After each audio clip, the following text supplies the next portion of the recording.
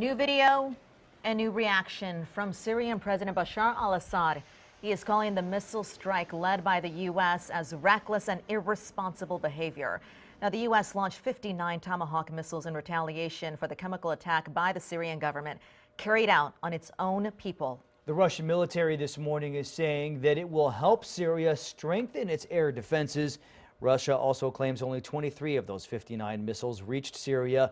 9 people now reported to be dead, according to the Syrian government. Russia also says it will suspend a deal with the U.S. to prevent mid-air collisions over Syria. It is very important that the Russian government consider carefully their continued support of the Assad regime.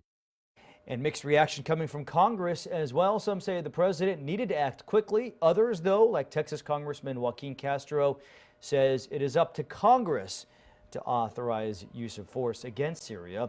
On the phone right now with us, Emily Hawthorne. She is a Middle East and North Africa analyst for Stratfor, the Austin-based consulting firm that monitors global security. Good morning, Emily. Thanks for being with us. Good morning. Thank you. So let's start with the very beginning of this. The Trump administration has said it is convinced that the Assad regime was behind the chemical attack. Based on what you know of that region, do you think that is the correct assessment of the situation?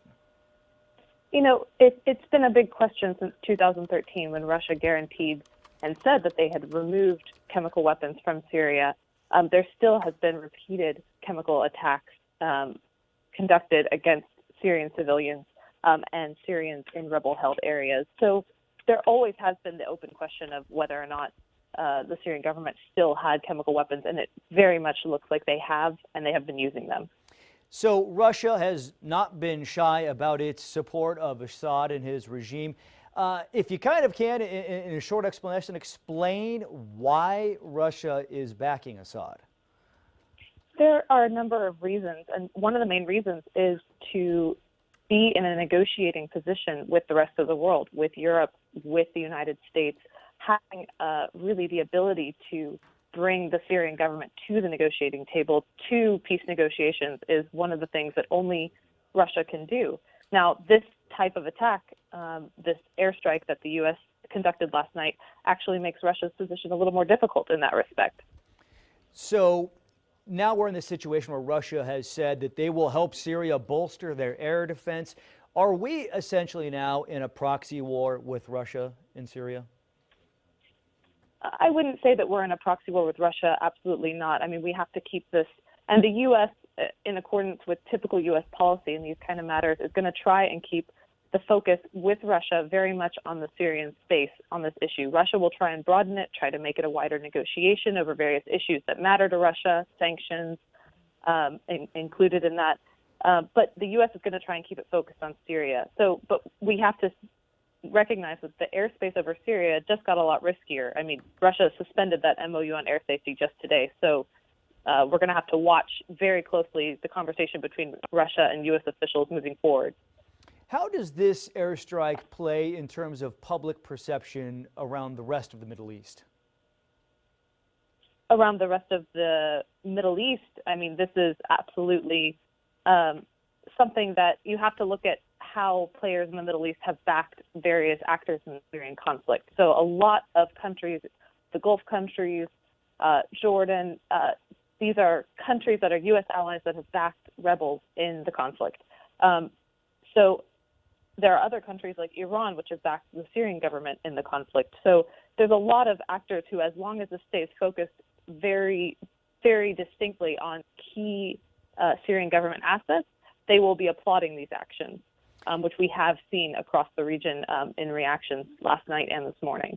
So we've seen this over and over again in the Middle East. When a regime is toppled or weakened or something, it creates a vacuum of power, and that is, in some cases, allowed ISIS to take over certain regions.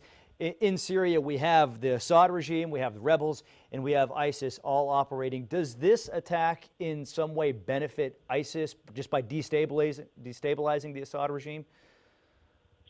You know, the Assad regime has been battling ISIS, but it has been more intently focused by far on battling the rebels.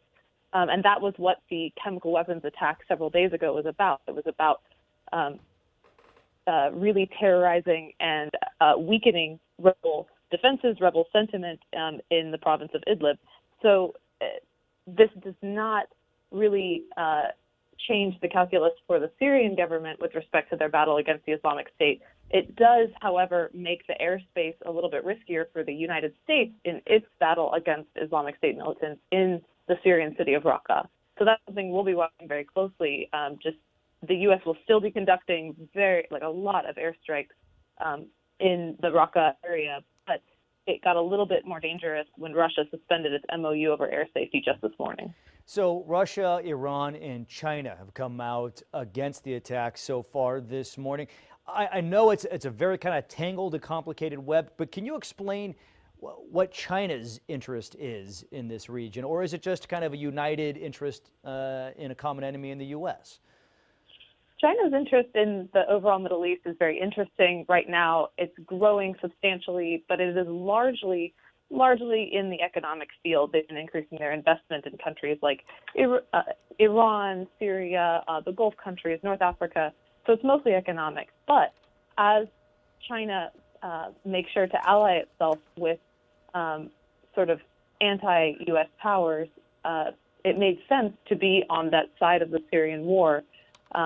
And China and Russia have consistently been the parties that veto any sort of UN Security Council resolution against the Syrian government. So there is a growing strategic interest from China to make sure that its economic assets in the Middle East, in Syria, Iran, and elsewhere, is protected. Emily Hawthorne from Stratfor. It's a very complicated situation. We appreciate you helping us sort it out. Thank you very much.